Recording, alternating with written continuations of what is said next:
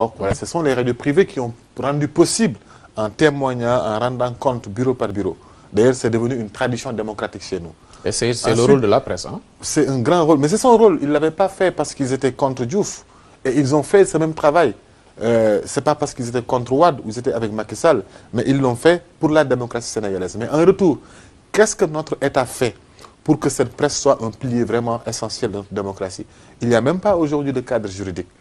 Parce que le code de la presse qui a été réfléchi et conçu sous Ouad peine à être rectifié au niveau du Parlement sénégalais. Oui, voilà. Une loi même retirée un moment de l'Assemblée nationale. Simplement, c'est la tache noire hein, par rapport à l'approche du gouvernement, son approche vis-à-vis de cette presse nationale. C'est une tache noire, mais vous regardez aujourd'hui, moi j'ai l'impression que le gouvernement garde la presse à perfusion. Au lieu de soigner les malades, pour que l'entreprise de presse puisse être viable, pour que les journalistes puissent vivre convenablement de leur métier, pour que les journalistes ne soient pas exposés à la corruption, on fait ce qu'on appelle l'aide de la presse, qui est comme une perfusion, et qu'on distribue en fonction de comment on se positionne vis-à-vis une manière de tenir le patron de presse et son groupe. Et son groupe. Et ça aussi, il faut le clarifier. À qui doit profiter cet argent-là? Est-ce que c'est à l'entreprise de presse, vraiment? C'est aux journalistes ou c'est pour les patrons de presse? Et si c'est pour aller choisir, prendre une troisième femme pour le patron, ou bien, voilà, construire une nouvelle maison, ça ne vaut pas la peine, on n'a pas besoin de cette aide. Mais si le code de la presse, oui, c'est un vrai débat.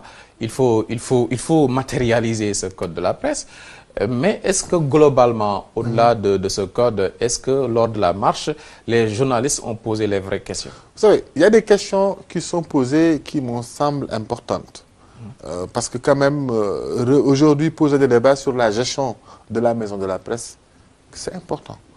Comme d'autres, les misères de la presse, d'ailleurs, je disais que le premier qui a alerté sur les conditions difficiles des reporters, c'est El Hadj Ahmadou Kassé. El Hadj Kassé qui est aujourd'hui conseiller au palais.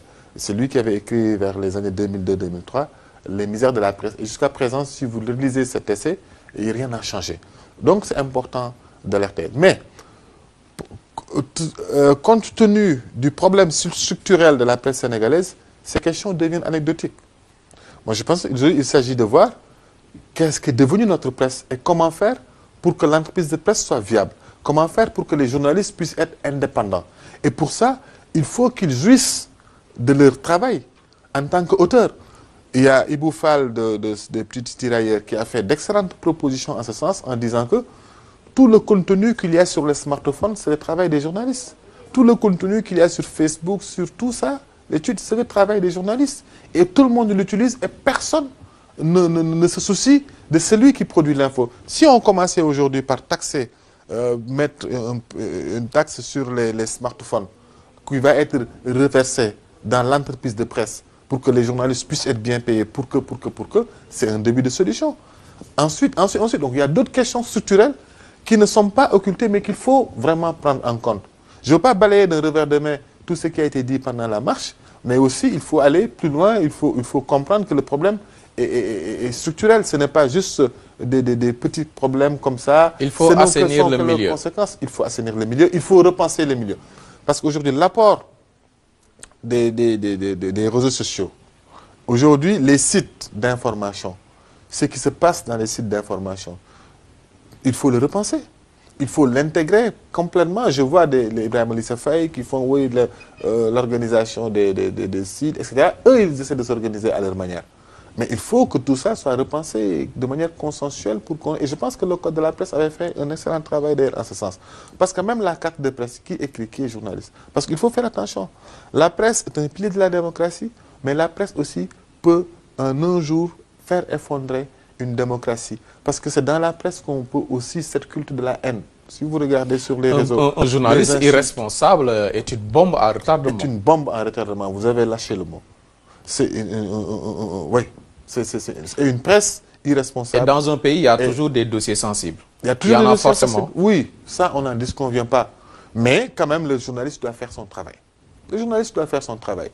Il ne s'agit pas, moi, je le vois moins dans l'investigation, dans l'enquête, mais plus dans l'irresponsabilité qui consiste qui constituent à colporter la haine et l'insulte et la diffamation. Aujourd'hui, si une personne, quelqu'un me disait avant-hier que si un couple a un problème, aujourd'hui, si vous lisez la presse, aujourd'hui on te dit, le monsieur, voilà ce qu'il en pense. Le lendemain, on donne la parole à la dame. Le surlendemain, on donne la parole à l'enfant. Et on demande à chacun on ne sait pas qui a tort et qui a raison. Et il y a un travail de journaliste. Les gens, ils relaient systématiquement tout ce qu'on leur dit. On ne sent pas le travail de journaliste derrière. Le travail de journaliste, ce n'est pas... Il n'y a pas un traitement de l'information. Il n'y a pas de traitement de l'information. Dans la collecte, il ne suffit pas de collecter et de fourguer. Il faut collecter, traiter avant de diffuser. Et quand on parle de traitement, il y a des techniques que vous connaissez mieux que moi. La vérification des sources, la triangulation, l'enquête, l'investigation. Il faut traiter pour savoir si cette information que je donne, c'est une information vraie ou pas. Parce que l'information de presse, elle est vraie. L'information de presse, ce n'est pas une rumeur. L'information de presse, ce n'est pas un mensonge colporté. Oui, mais sinon, sans oublier quand même que nous faisons du journalisme pour des Sénégalais. Et si ça a perdu, c'est parce que ça donne des résultats. Les Sénégalais aiment les rumeurs. Est-ce que le journaliste... le Sénégalais est souvent racontard. Je pense que le journalisme, c'est d'abord un engagement. Le journalisme n'est pas là pour perpétuer l'état d'une société. Le journalisme mais ce qui doit aider à corriger. Comme ça se fait autour du thé à la maison, oui. C'est ceux-là qui se comportent de la sorte à l'antenne qui sont les mieux suivis. Mais donc, où est la formation? Pourquoi les gens ils vont à l'école? Si c'est cela, mais alors on va donner, chacun va... Mais il n'y a plus de journalisme. Il n'y a plus de journalisme. Parce que justement, le journaliste, c'est lui qui aide. C'est un métier presque d'avant-gardiste. Tu dois aider ta communauté à comprendre que certains tares, c'est des faiblesses, à montrer s'agir de ces faiblesses en vue de les améliorer. Mais si le journalisme doit servir, et le journaliste doit tout le temps colporter les tares et dire que nous sommes comme ça, il faut l'accepter comme tel, nous n'avancerons pas. Rapidement, depuis Hamidou Kassé et son essai sur la précarité du métier, Eladji Hamidou Kassé, oui, depuis les années 2000, son essai sur la condition difficile des journalistes, et avant lui, aujourd'hui, qu'est-ce qui peut nous pousser à avoir de l'espoir? Ce qui nous pousse à avoir de l'espoir, c'est qu'il reste quand même de bons journalistes. On a encore de bons journalistes. Je ne vais pas jeter de fleurs, je ne vais pas vous jeter des fleurs, je ne vais pas jeter de fleurs à personne, mais on en a. On a encore de bons journalistes qui tiennent. Parce que le problème est vraiment global et très compliqué. Parce que, d'une part, il y a des patrons de presse qui veulent coûte que coûte chercher du buzz, qui cherchent à caresser la population dans le sens du poil, en maintenant les mêmes tares, les mêmes difficultés de notre société.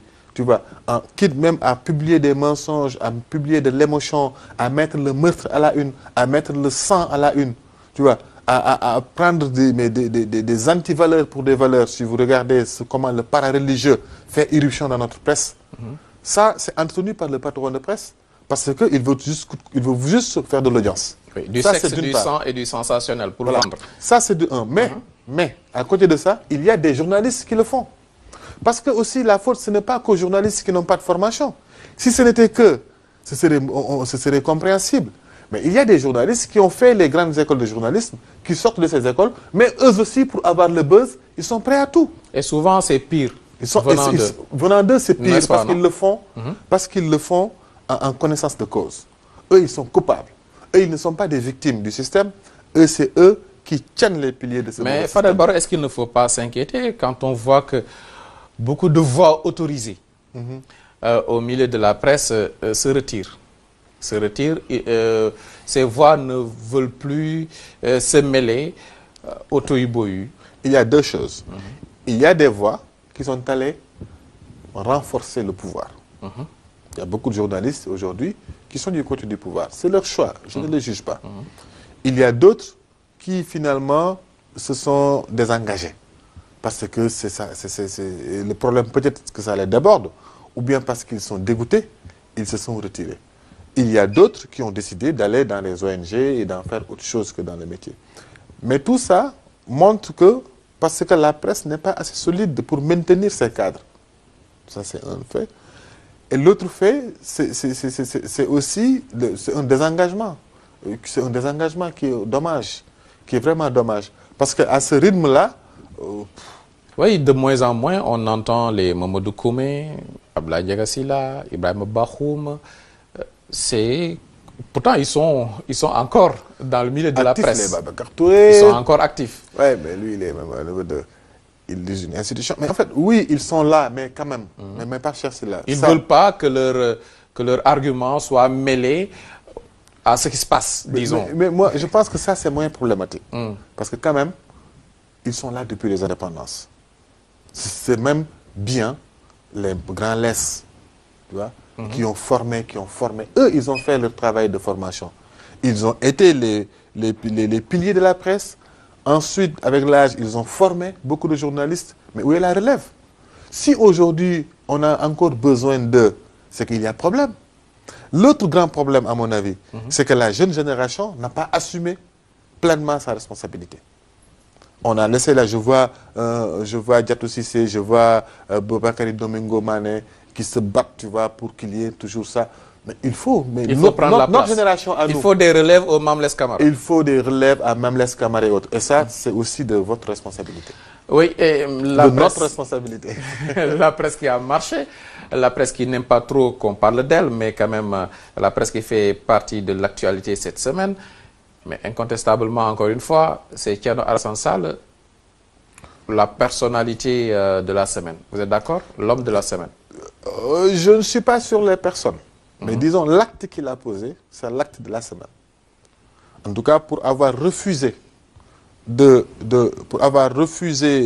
que selon mon analyse, mon humble analyse et les informations que j'ai glanées par-ci par-là, il a juste voulu préserver ce qui était mieux pour le Sénégal. Il s'est montré patriote. Il s'est montré patriote. Il s'est montré, en tout cas, préoccupé par les intérêts des Sénégalais. En tout cas, cet acte-là mérite d'être chanté, mérite d'être encouragé. Du côté de la mouvance présidentielle, on parle d'égo surdimensionné. Oui, vous savez, qui veut accuser son chien, son singe, l'accuse toujours de rage. Thierno Alassane, je pense qu'il n'est pas à son premier essai. Et il a toujours montré, je ne le connais pas personnellement, je pense que physiquement, on ne s'est jamais vu d'ailleurs.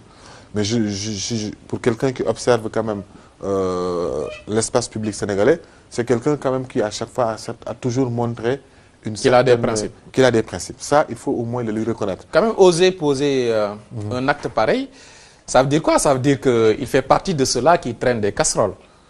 On peut le penser comme ça. Qu'il ne traîne pas de casseroles, disons. Mais je pense que si on allait plus à profondeur, il faut dire que sur cette affaire, il ne s'agit pas de prendre part pour Total ou pour Cosmos. Ce n'est pas une affaire de Total ou Cosmos, non. Mais le fond du problème, c'est l'absence de transparence dans ce dossier. C'est l'opacité, la nébuleuse qui entoure tout le dossier pétrole et gaz. Parce que nous, finalement, quel élément avons-nous pour juger si Thierno Alassane Sall a posé même un mauvais ou un bon acte? On ne sait pas. Parce que dans le fond, on n'en sait rien. Le mérite qu'il a, par contre, c'est au moins d'avoir permis à poser les débats. C'est au moins d'avoir, avoir été renvoyé, nous a permis, nous, de savoir qu'au moins, il y a un contrat qui vient d'être donné à Total. Et que même finalement, même si Total a communiqué, et l'État du Sénégal, quelle est sa responsabilité vis-à-vis du Sénégal? Ces blocs, on pensait que jusque-là, ça appartenait à l'Africa Petroleum de Franck Timis. À un moment, le Premier ministre Boun Abdallah avait dit que ça avait été retiré de Petroleum. Mais on se rend compte qu'on ne sait pas. Aujourd'hui, Timis a fait un communiqué, Africa Petroleum, pour dire que non, les blocs nous appartiennent toujours. Timis qui revient, hein? Il n'est jamais parti. On pensait qu'il était parti, mais il n'est jamais parti. C'est un jeu de yo-yo. On se joue à cache-cache avec le peuple. Tantôt, on dit oui, Alioune Sall n'est plus membre de Timis. Oui, Timis a vendu ses parts.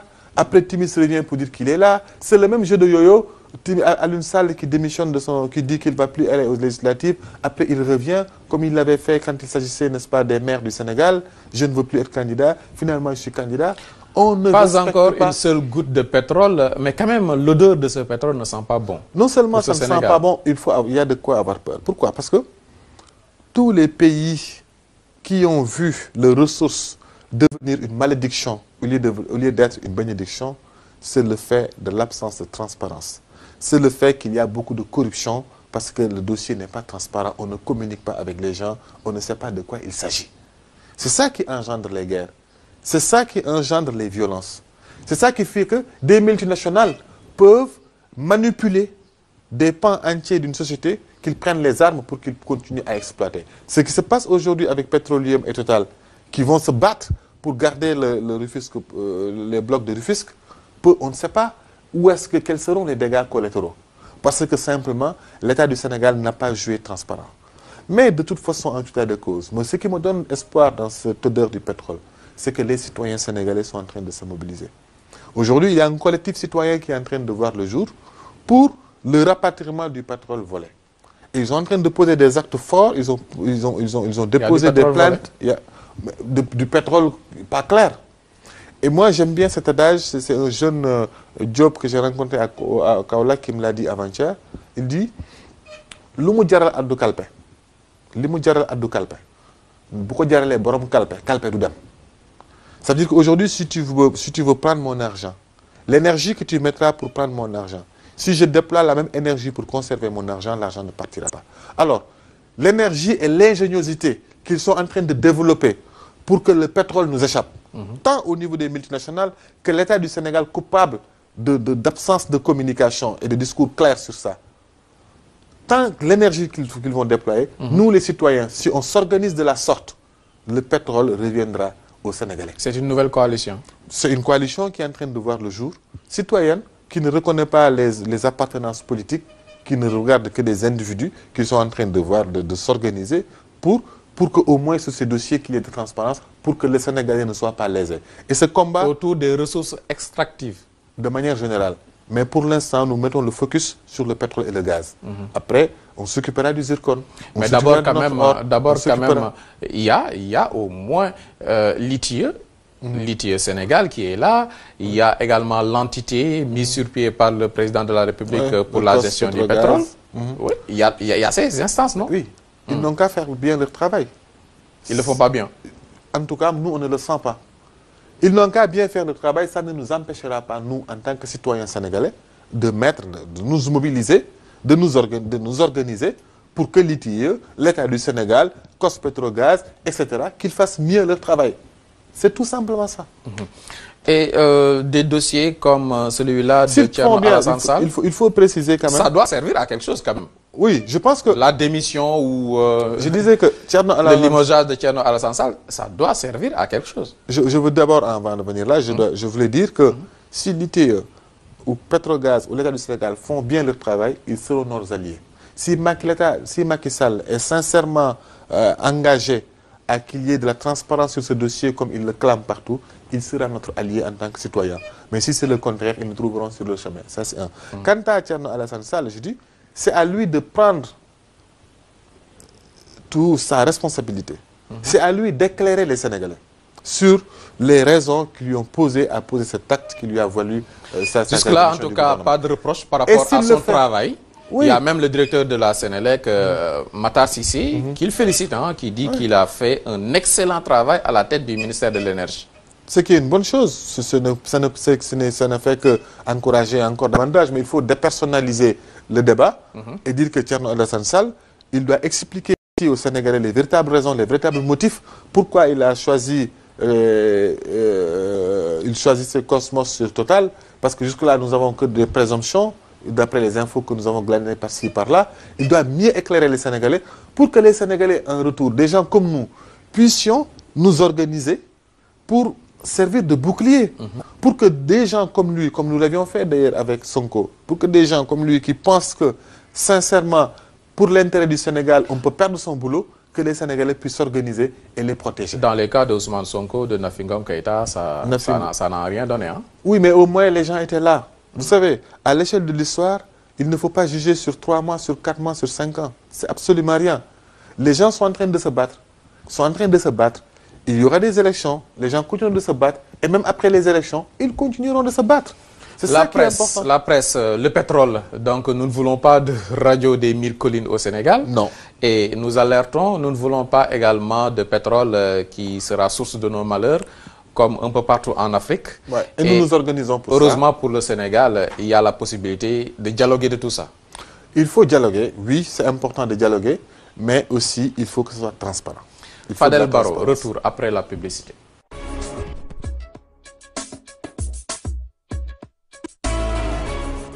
Ce dimanche sur Sen TV. C'est l'émission Sen Jotaay tey ñu ngi koy seq ak Moustapha Cissé Lo. li may wax je le dis solennellement président de la République képp ku mu tànn ak liste bu mu tànn liste booba laay voté kenn ku dox leneen it président ci boppam moo war a jot ay sanctions ak foo mën a jóge comme mënaat di doon. mais sama parti lu tax ñu lay xeex moo ma jaaxal. te intérêt bi nekk ngeen booloo ngeen gagné. tey ñi ma doon xeex. waaw ñoo naan dellu si ndax boo dellu parce que yëf yi ci daa jot de. est-ce que xam nga ne ay dara législative yi ñoom lay jàmmaarloo. bu ma ñëwul ak sama gaay yooyu ngay wax. waaw ni leen def leen ci carte bi ci liste Macky Sall. liste Macky Sall day daanu ba jàll jóg. fan Mbacké Touba. ku leen ko dig lam leen dig du dëgg. waaw waaw. Aliou Sallo Jimbo Moustapha Cissé képp ku ci Macky Sall ni doo candidat ci législative nga ni candidat la defub liste dañ la war a dàq ci parti. Ce dimanche sur Sen TV.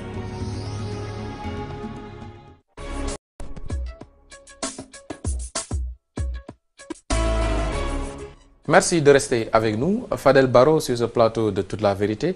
Il y a un membre de la mouvance présidentielle qui me dit que mais Fadel Barro, vous l'invitez souvent sur vos plateaux.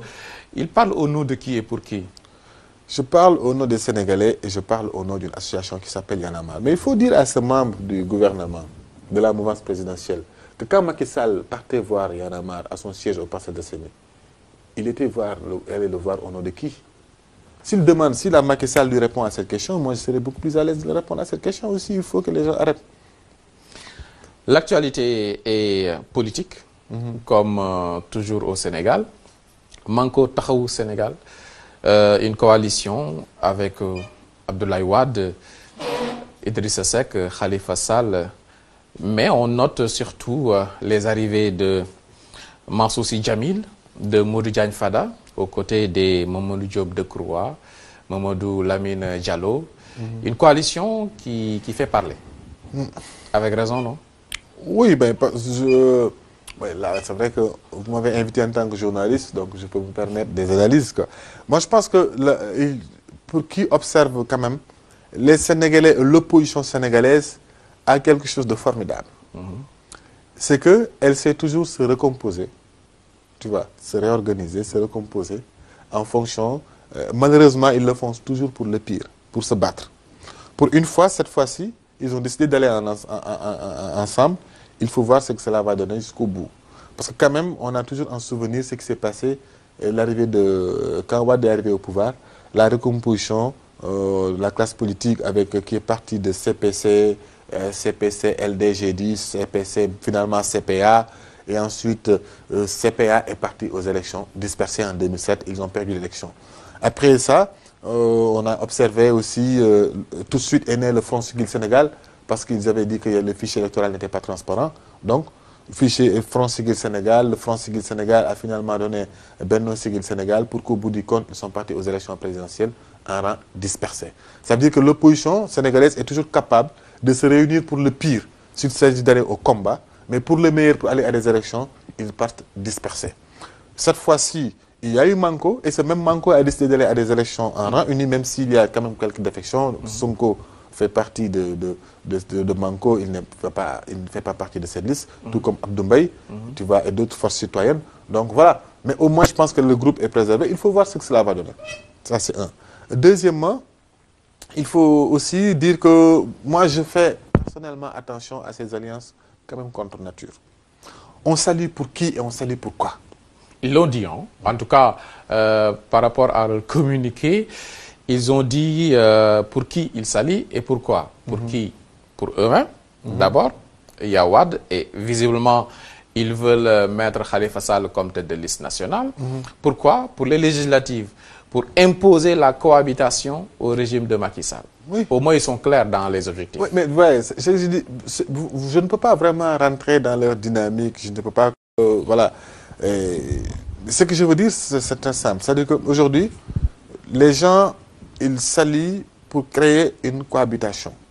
Si c'est bénéfique pour notre démocratie, tant mieux. Parce que moi, je fais partie des gens qui pensent que depuis que Macky Sall a décidé... Parce que vous dites il y en a marre, eux, ils disent il y en a pire. Voilà. Ce que je pense, c'est que si on doit notre slogan doit aider à mieux évoquer une réalité, c'est tant mieux. Mais ce que je veux dire, c'est que quand Macky Sall a décidé de ne plus respecter son mandat de 5 ans et de faire les 7 ans, nous nous sommes engagés à travers Niani Benna à le combattre. Parce que pour nous, ce n'est pas une valeur, ce n'est pas une référence. Et nous restons très constants sur cette logique-là. Je pense que je souhaite fortement que ce soit la dernière fois qu'on s'allie pour enlever quelqu'un du pouvoir. Qu'on s'allie pour créer une cohabitation. Parce que pour moi, ce n'est pas un mandat. Ce n'est pas un bon programme. Ce n'est pas ça un programme politique. Je rêve que ce Sénégal-là arrive à un niveau où quand les gens vont à des zones électorales, que les gens nous rivalisent de programmes. Mais ils n'ont pas raison quand ils disent que pour des réformes structurelles pour ce Sénégal, oui.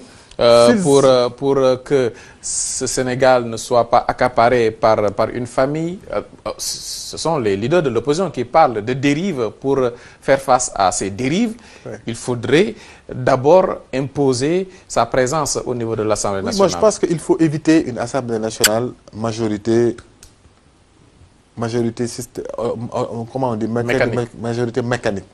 Il faut éviter cette majorité mécanique et peut-être avoir même la majorité de l'opposition au pouvoir, en tout cas une cohabitation, aurait aidé à éclairer certains dossiers. Parce que sur beaucoup de dossiers, l'Assemblée nationale aura une visibilité claire et s'ils jouent vraiment leur rôle. Maintenant, tu savais, la famille, si c'est le PDS qui porte ce combat, voilà, il s'est passé quand même des choses dans ce pays. Maintenant, j'espère que, mais il ne faut pas se décourager non plus de l'être humain. C'est une bonne chose. Si tous les arguments là, tels qu'avancés vont être exécutés, sans qu'il y ait une idée derrière de déstabiliser le pays, de créer des dysfonctionnements totaux, ça, oui, c'est une bonne chose. Si l'opposition trouve que c'est une bonne chose, c'est des dynamiques à encourager. Au moins, pour éviter ces majorités mécaniques, que les choses qu'on ne sait pas de quoi il s'agit. Et puis moi, j'ai une préoccupation pour cette future Assemblée nationale. Il ne faut pas voter les APE. Ils doivent mettre dans leur doléance contre la signature des APE, en tout cas rectifier les APE. Parce qu'aujourd'hui, les APE, si on vote les APE, peut-être qu'on parlera de ça, le dossier sur l'immigration, avec tous nos compatriotes qui risquent d'être expulsés d'Espagne. Vous pourriez les rejoindre, ils tendent leurs bras à toute la société civile pour dire que vous avez quelque part le même combat. C'est possible? Y'en a marre n'ira pas à ces élections législatives-là. Ça, c'est clair, c'est dit. Le mouvement Y'en a marre n'a pas vocation à aller à des élections. Le mouvement Y'en a marre n'ira pas à ces élections. Pourtant, il y en a qui cherchaient des signatures pour le mouvement Y'en a marre, non? Non. Des signatures pour le mouvement Y'en a marre? Oui. Non. Pour participer à ces élections? Non, peut-être que des gens ont utilisé notre nom. Non. Le mouvement Y'en a marre ne va à des élections. Il y a eu une initiative. Il n'y a pas eu une déclaration de Malal Talf ou Malade? Non, Malal, il dit tout le temps que les citoyens doivent aller à l'Assemblée nationale. Il a parlé de Y'en a marre. À côté oui, mais parce que nous, quand on parle, on pense tout de suite que c'est Y'en a marre. Oui, Malal fait partie des gens, comme moi, qui pensons que le mouvement Y'en a marre doit rester Y'en a marre. C'est une identité forte que nous avons créée. Il n'a jamais été question d'aller à l'Assemblée nationale pour Y'en a marre. Non, je vous explique ce qui se passe. C'est-à-dire qu'aujourd'hui, il y a une dynamique citoyenne. Il y a une dynamique citoyenne qui est encouragée par Y'en a marre. Comme l'avait dit Malal, d'ailleurs, il faut que les citoyens arrivent à l'Assemblée nationale. Et il y a une dynamique citoyenne qui est défendue, qui est supportée pour que les citoyens... Parce que regarde ce qui risque de se passer. L'opposition est regroupée. Le pouvoir a une grande coalition. Mais il faut une force citoyenne aussi à l'Assemblée nationale, qui ne sera pas là pour créer une cohabitation en vue de déstabiliser et de renverser le régime, mais qui veut créer une cohabitation pour plus de transparence, pour non seulement plus de transparence, pour éviter de signer certaines lois scélérates, telles que les APE, etc. etc. Il ne risque pas d'y avoir de mélange de rôles? Oui, non. Parce que les citoyens, ils ont des préoccupations qui ne sont pas forcément celles des partis politiques. Ils ont des calculs qui ne sont pas forcément ceux des partis politiques. Et à partir de ce moment... Pour cela, il faut être présent à l'Assemblée nationale. Ouais, je suis d'accord. Je ne suis pas en train de dire qu'il ne faut pas aller à l'Assemblée nationale. Le contraire. Si vous m'avez suivi même lors du rassemblement du 7, je fais partie des gens qui pensent qu'il faut contribuer à renouveler le personnel politique sénégalais. Et pour ça, il faut que les jeunes prennent les responsabilités. Moi, je rêve de voir les jeunes faire irruption dans l'espace politique, aller monter, créer, innover de nouvelles choses. En clair, ça veut dire quoi? Pouvoir. On peut s'attendre à voir un jour Tchad député, Ça, ou c'est de la Sané responsabilité député, de Tchad, c'est de ou- la responsabilité de Sané, comme c'est de la responsabilité ou Fadel de Fadel Barro Barro. député. C'est possible? Mais c'est possible, why not? C'est des citoyens sénégalais, ils ont le droit. Mais le mouvement Y en a marre ne peut pas être député. Est-ce que vous voyez ce que je veux dire? C'est très simple. Nous avons Ok, contribué... pas sous la bannière de Y en a marre, mais c'est possible de voir sur des listes. Si c'est de la responsabilité des membres du mouvement, vous savez, lors des dernières élections municipales, Non, Fadel Barro, Il y a quand eu- même. Quand Tchad il y a- pose un acte il y a eu- politique, ça engage forcément il y a- votre mouvement. il y a eu- Quand Pape vous-même vous posez je un vous acte explique. politique, ça engage votre mouvement. regarde, Oui. il y a eu beaucoup de citoyens, beaucoup sénégalais, qui sont membres du mouvement Y en a marre, qui ont participé aux dernières élections municipales. Ils sont des conseillers, ils sont.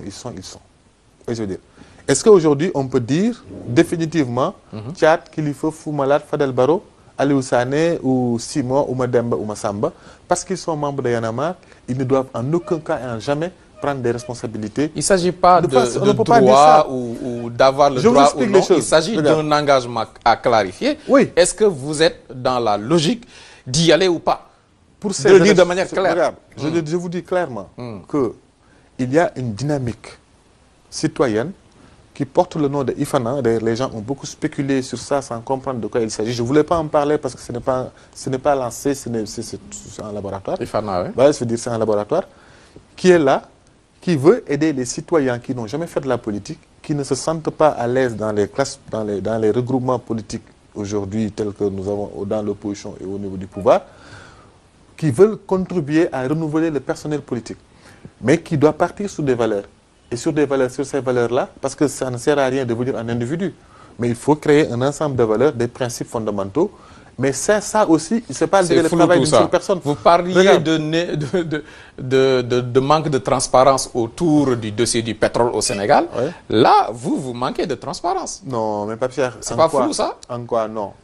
Qu'est-ce qui est flou?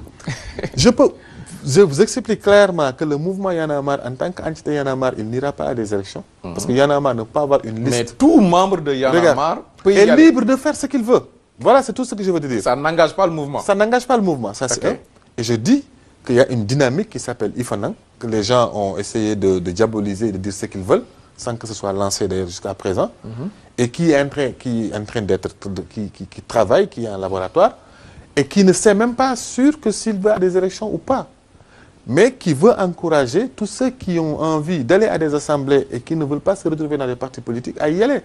Et de la même manière, moi personnellement, sur la dynamique de la coalition 3C, les Sàmm Lu Ñu Bokk, Avenir Sénégal Bu Ñu Bëgg, c'est tous des dynamiques citoyennes. On est en train de voir, de la même manière qu'il y ait un regroupement de l'opposition, qu'il y ait un regroupement du pouvoir, du camp au pouvoir, qu'il y ait un regroupement citoyen. Un regroupement Un citoyen. regroupement citoyen. Mais pour c'est aller pas à ces trop élections-là. prétentieux que de parler de renouvellement du personnel Il faut politique. participer au renouvellement du personnel politique. Pourquoi pas? Pourquoi c'est une prétention? C'est un engagement. Quand vous pensez que l'offre politique que nous avons ne vous embarque pas, il faut aller travailler à donner une nouvelle offre politique. En quoi c'est prétentieux? Vous parlez de Est-ce que quand renouvellement. vous êtes journaliste, mais il faut mais faire une offre, c'est participer au renouvellement de ce qui existe.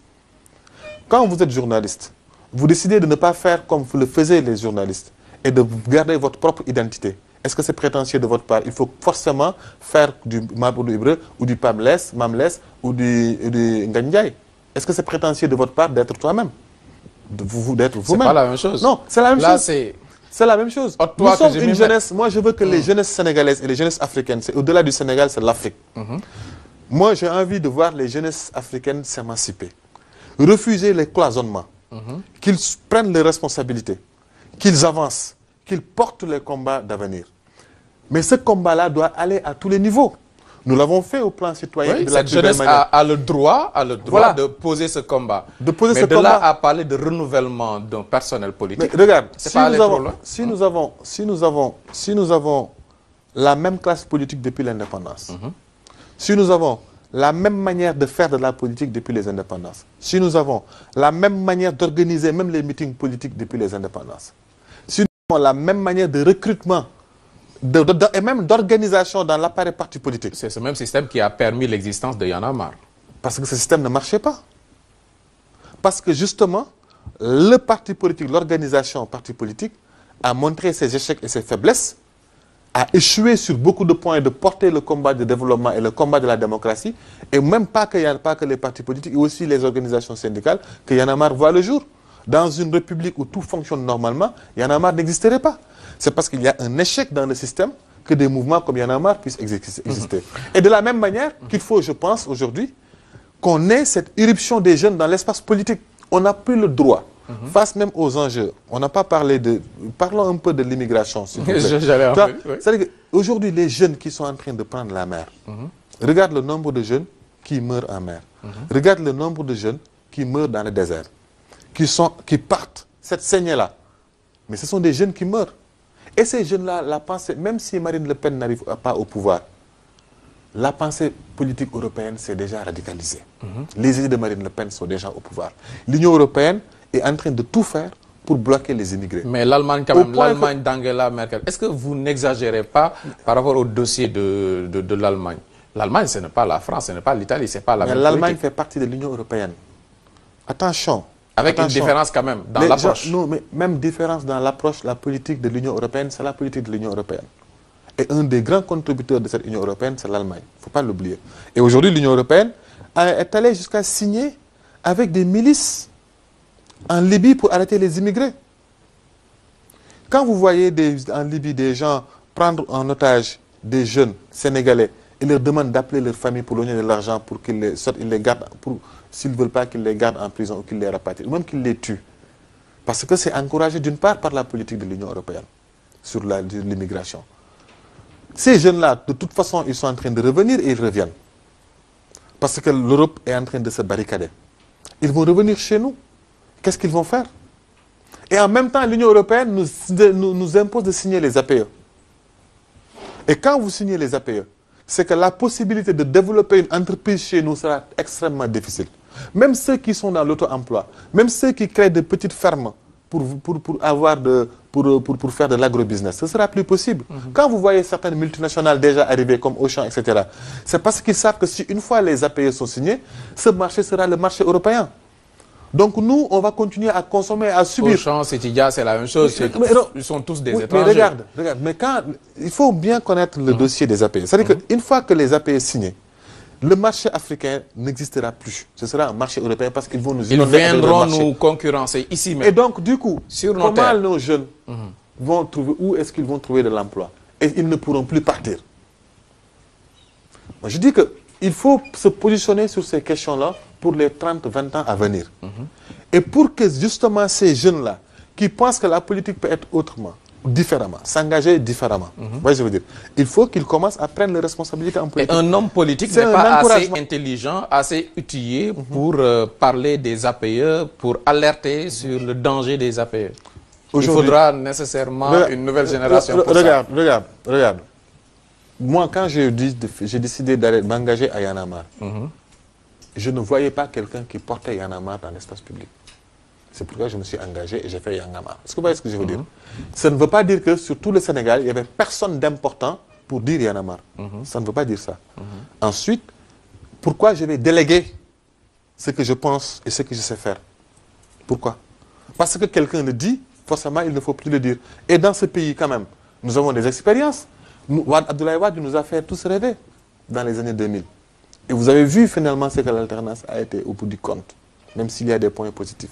Macky Sall a fait rêver tout. Même s'il n'a pas fait rêver, on était dans un contexte où le peuple sénégalais aspirait à autre chose.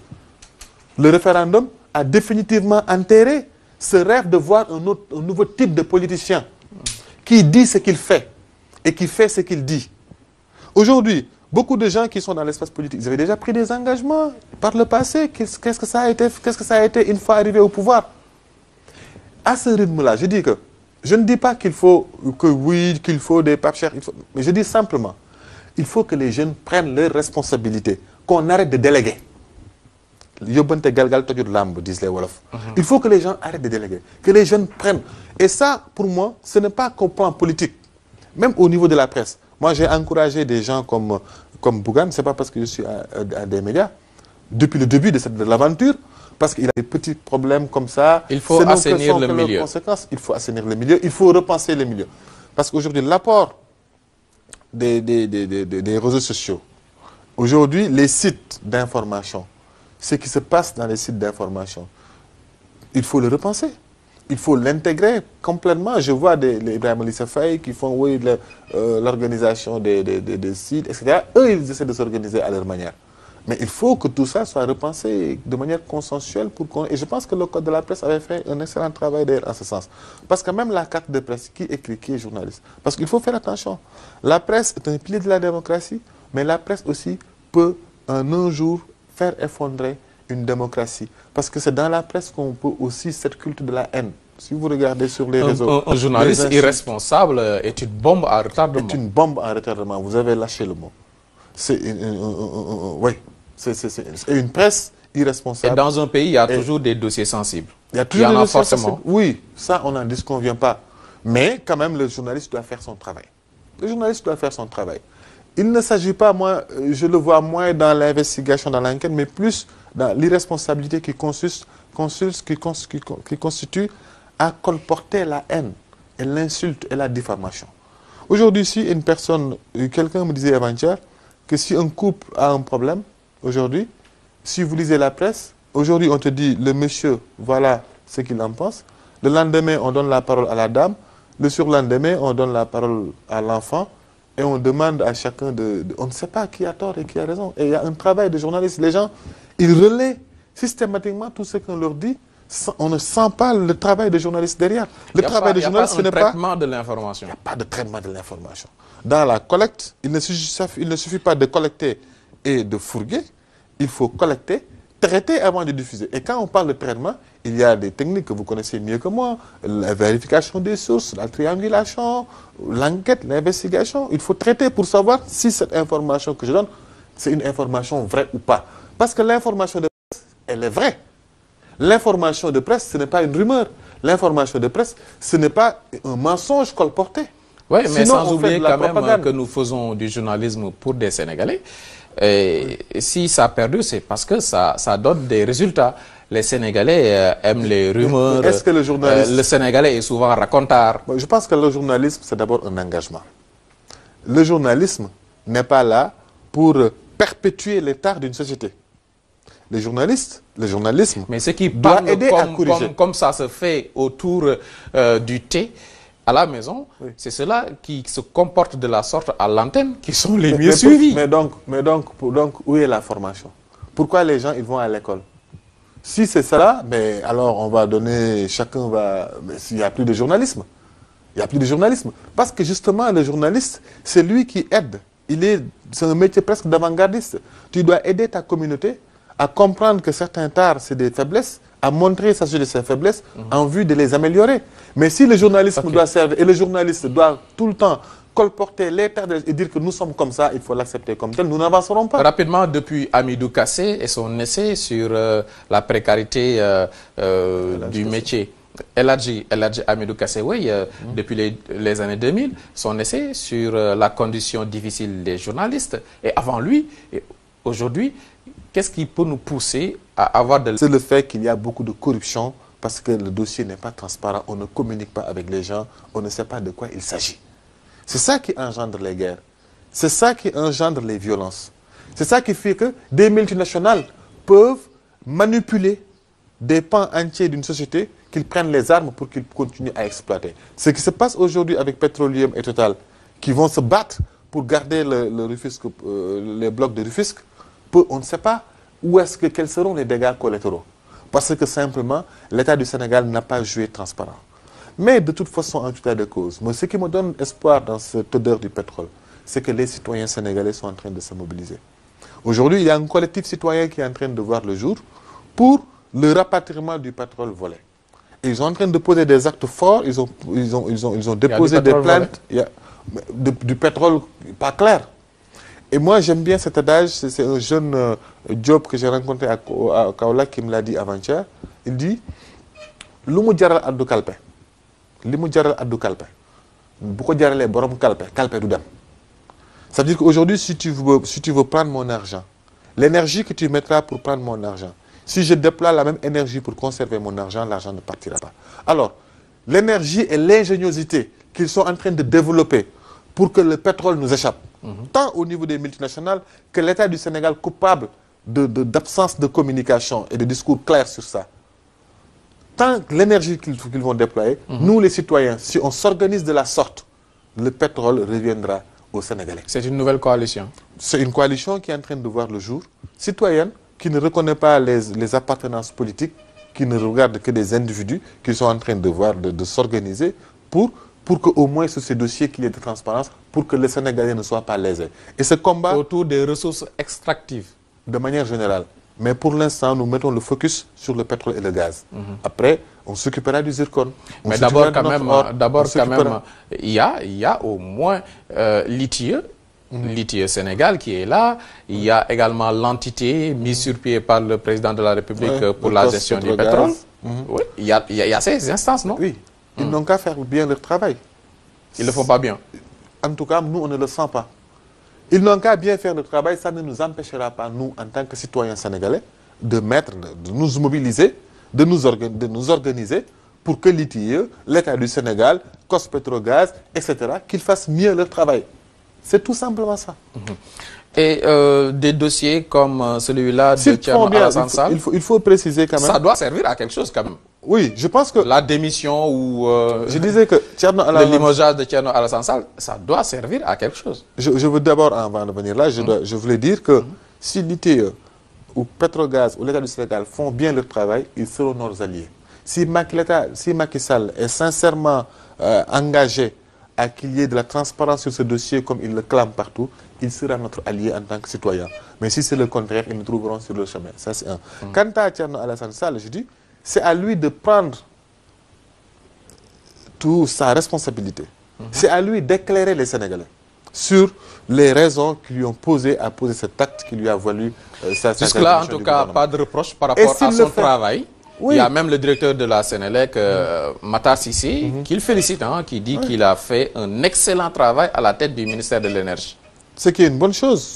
Ça ne fait qu'encourager encore davantage. Mais l'espoir. Ce qui nous pousse à avoir de l'espoir, c'est qu'il reste quand même de bons journalistes. On a encore de bons journalistes. Je ne vais pas jeter de fleurs, je vais pas vous jeter des fleurs, je ne vais pas jeter de fleurs à personne, mais on en a. On a encore de bons journalistes qui tiennent. Parce que le problème est vraiment global et très compliqué. Parce que, d'une part, il y a des patrons de presse qui veulent coûte que coûte chercher du buzz, qui cherchent à caresser la population dans le sens du poil, en maintenant les mêmes tares, les mêmes difficultés de notre société, tu vois, quitte même à publier des mensonges, à publier de l'émotion, à mettre le meurtre à la une, à mettre le sang à la une, tu vois, à prendre des antivaleurs pour des valeurs. Si vous regardez comment le para-religieux fait irruption dans notre presse, ça, c'est entretenu par le patron de presse, parce qu'il veut juste faire de l'audience. Oui, du sexe, du sang et du sensationnel pour vendre. Ça, c'est de un. Mais, à côté de ça, il y a des journalistes qui le font. Parce que aussi, la faute, ce n'est pas qu'aux journalistes qui n'ont pas de formation. Si ce n'était que, ce serait compréhensible. Mais il y a des journalistes qui ont fait les grandes écoles de journalisme, qui sortent de ces écoles, mais eux aussi, pour avoir le buzz, ils sont prêts à tout. Et souvent, c'est pire. Venant d'eux, c'est pire parce qu'ils le font en connaissance de cause. Eux, ils sont coupables. Eux, ils ne sont pas des victimes du système. Eux, c'est eux qui tiennent les piliers de ce système. Mais Fadel Barro, est-ce qu'il ne faut pas s'inquiéter quand on voit que beaucoup de voix autorisées au milieu de la presse se retirent? Ces voix ne veulent plus se mêler au tohu-bohu. Il y a deux choses. Il y a des voix qui sont allées renforcer le pouvoir. Il y a beaucoup de journalistes aujourd'hui qui sont du côté du pouvoir. C'est leur choix, je ne les juge pas. Il y a d'autres qui finalement se sont désengagés. Parce que le problème, peut-être que ça les déborde, ou bien parce qu'ils sont dégoûtés, ils se sont retirés. Il y a d'autres qui ont décidé d'aller dans les ONG et d'en faire autre chose que dans le métier. Mais tout ça montre que, parce que la presse n'est pas assez solide pour maintenir ses cadres. Ça, c'est un fait. Et l'autre fait, c'est aussi un désengagement. C'est un désengagement qui est dommage, qui est vraiment dommage. Parce qu'à ce rythme-là, Oui, de moins en moins, on entend les Mamadou Koumé, Abdoulaye Ndiaga Sylla, Ibrahima Bakhoum. Pourtant, ils sont encore dans le milieu de la presse. Les Babacar Touré. Ils sont encore actifs. Oui, mais lui, il est même au niveau de... Il dit une institution. Mais en fait, oui, ils sont là, mais quand même. Mais pas chercher là. Ils ne veulent pas que leur argument soit mêlé à ce qui se passe, disons. Mais moi, je pense que ça, c'est moins problématique. Parce que quand même, ils sont là depuis les indépendances. C'est même bien les grands laisses, tu vois, qui ont formé. Eux, ils ont fait leur travail de formation. Ils ont été les piliers de la presse. Ensuite, avec l'âge, ils ont formé beaucoup de journalistes. Mais où est la relève? Si aujourd'hui, on a encore besoin d'eux, c'est qu'il y a problème. L'autre grand problème, à mon avis, c'est que la jeune génération n'a pas assumé pleinement sa responsabilité. On a laissé là, je vois Diatou Cissé, je vois Boubacar Domingo Mané qui se battent, tu vois, pour qu'il y ait toujours ça. Mais il faut prendre la place. Notre génération à nous. Il faut des relèves au Mamles Camara. Il faut des relèves à Mamles Camara et autres. Et ça, c'est aussi de votre responsabilité. Oui, et la presse... Voilà, ce sont les radios privées qui ont rendu possible, en témoignant, en rendant compte bureau par bureau. D'ailleurs, c'est devenu une tradition démocratique chez nous. Et c'est le rôle de la presse. Hein? C'est un grand rôle. Mais c'est son rôle. Ils ne l'avaient pas fait parce qu'ils étaient contre Diouf. Et ils ont fait ce même travail. Ce n'est pas parce qu'ils étaient contre Ouad ou ils étaient avec Macky Sall. Mais ils l'ont fait pour la démocratie sénégalaise. Mais en retour, qu'est-ce que notre État fait pour que cette presse soit un pilier vraiment essentiel de notre démocratie? Il n'y a même pas aujourd'hui de cadre juridique.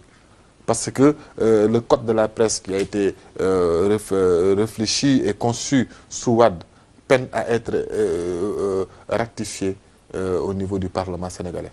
Oui, voilà. Une loi même retirée un moment de l'Assemblée nationale.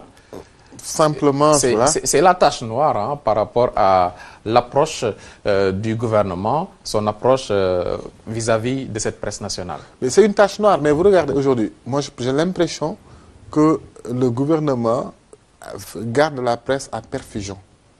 Au lieu de soigner les malades, pour que l'entreprise de presse puisse être viable, pour que les journalistes puissent vivre convenablement de leur métier, pour que les journalistes ne soient pas exposés à la corruption, on fait ce qu'on appelle l'aide de la presse, qui est comme une perfusion, et qu'on distribue en fonction de comment on se positionne vis-à-vis du pouvoir. Une manière de tenir le patron de presse et son groupe. Et ça aussi, il faut le clarifier. À qui doit profiter cet argent-là? Est-ce que c'est à l'entreprise de presse, vraiment? C'est aux journalistes ou c'est pour les patrons de presse? Et si c'est pour aller choisir, prendre une troisième femme pour le patron, ou bien, voilà, construire une nouvelle maison, ça ne vaut pas la peine, on n'a pas besoin de cette aide. Mais si le code de la presse, oui, c'est un vrai débat. Il faut matérialiser ce code de la presse. Mais est-ce que globalement, au-delà de ce code, est-ce que lors de la marche, les journalistes ont posé les vraies questions? Vous savez, il y a des questions qui sont posées qui me semblent importantes. Parce que quand même, aujourd'hui, poser des débats sur la gestion de la maison de la presse, c'est important. Comme d'autres, les misères de la presse, je disais que le premier qui a alerté sur les conditions difficiles des reporters, c'est El Hadj Amidou Kassé.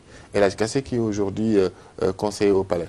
C'est lui qui avait écrit vers les années 2002-2003 les misères de la presse. Et jusqu'à présent, si vous lisez cet essai, rien n'a changé. Donc c'est important d'alerter. Mais, compte tenu du problème structurel de la presse sénégalaise, ces questions deviennent anecdotiques. Moi, je pense qu'il s'agit de voir qu'est-ce qu'est devenu notre presse et comment faire pour que l'entreprise de presse soit viable. Comment faire pour que les journalistes puissent être indépendants. Et pour ça, il faut qu'ils jouissent de leur travail en tant qu'auteurs. Il y a Ibou Fall des Petites Tirailleurs qui a fait d'excellentes propositions en ce sens en disant que tout le contenu qu'il y a sur les smartphones, c'est le travail des journalistes. Tout le contenu qu'il y a sur Facebook, sur tout ça, l'étude, c'est le travail des journalistes.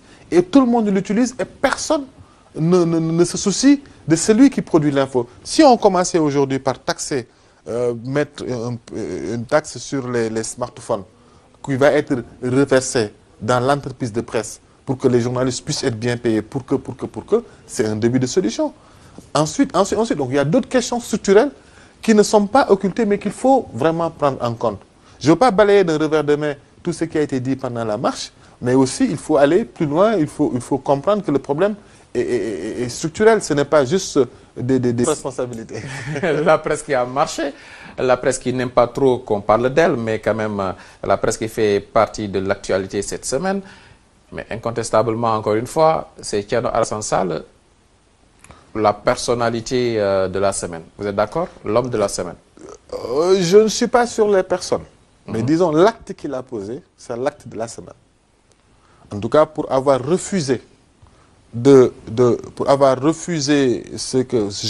selon mon analyse, mon humble analyse et les informations que j'ai glanées par-ci par-là, il a juste voulu préserver ce qui était mieux pour le Sénégal. Il s'est montré patriote. Il s'est montré patriote. Il s'est montré, en tout cas, préoccupé par les intérêts des Sénégalais. En tout cas, cet acte-là mérite d'être chanté, mérite d'être encouragé. Du côté de la mouvance présidentielle, on parle d'ego surdimensionné. Oui, vous savez, qui veut accuser son chien, son singe, l'accuse toujours de rage. Thierno Alassane, je pense qu'il n'est pas à son premier essai. Et il a toujours montré, je ne le connais pas personnellement, je pense que physiquement, on ne s'est jamais vu d'ailleurs. Mais pour quelqu'un qui observe quand même l'espace public sénégalais, c'est quelqu'un quand même qui à chaque fois a toujours montré qu'il a des principes. Qu'il a des principes. Ça, il faut au moins le lui reconnaître. Quand même oser poser un acte pareil, ça veut dire quoi? Ça veut dire qu'il fait partie de ceux-là qui traînent des casseroles. On peut le penser comme ça. Qu'il ne traîne pas de casseroles, disons. Mais je pense que si on allait plus à profondeur, il faut dire que sur cette affaire, il ne s'agit pas de prendre part pour Total ou pour Cosmos. Ce n'est pas une affaire de Total ou Cosmos, non. Mais le fond du problème, c'est l'absence de transparence dans ce dossier. C'est l'opacité et la nébuleuse qui entoure tout le dossier pétrole et gaz. Parce que nous, finalement, quel élément avons-nous pour juger si Thierno Alassane Sall a posé même un mauvais ou un bon acte? On ne sait pas. Parce que dans le fond, on n'en sait rien. Le mérite qu'il a, par contre, c'est au moins d'avoir permis à poser les débats. C'est au moins d'avoir, avoir été renvoyé, nous a permis, nous, de savoir qu'au moins, il y a un contrat qui vient d'être donné à Total. Et que même finalement, même si Total a communiqué, et l'État du Sénégal, quelle est sa responsabilité vis-à-vis du Sénégal? Ces blocs, on pensait que jusque-là, ça appartenait à l'Africa Petroleum de Franck Timis. À un moment, le Premier ministre Boun Abdallah avait dit que ça avait été retiré de Petroleum. Mais on se rend compte qu'on ne sait pas. Aujourd'hui, Timis a fait un communiqué, Africa Petroleum, pour dire que non, les blocs nous appartiennent toujours. Timis qui revient, hein? Il n'est jamais parti. On pensait qu'il était parti, mais il n'est jamais parti. C'est un jeu de yo-yo. On se joue à cache-cache avec le peuple. Tantôt, on dit oui, Alioune Sall n'est plus membre de Timis. Oui, Timis a vendu ses parts. Après, Timis revient pour dire qu'il est là. C'est le même jeu de yo-yo. Alioune Sall qui démissionne qui dit qu'il ne va plus aller aux législatives. Après, il revient, comme il l'avait fait quand il s'agissait, n'est-ce pas, des maires du Sénégal. Je ne veux plus être candidat. Finalement, je suis candidat. On ne pas encore une seule goutte de pétrole, mais quand même, l'odeur de ce pétrole ne sent pas bon. Non seulement ça ne sent pas bon, il y a de quoi avoir peur. Pourquoi? Parce que tous les pays qui ont vu leurs ressources devenir une malédiction au lieu d'être une bénédiction, c'est le fait de l'absence de transparence.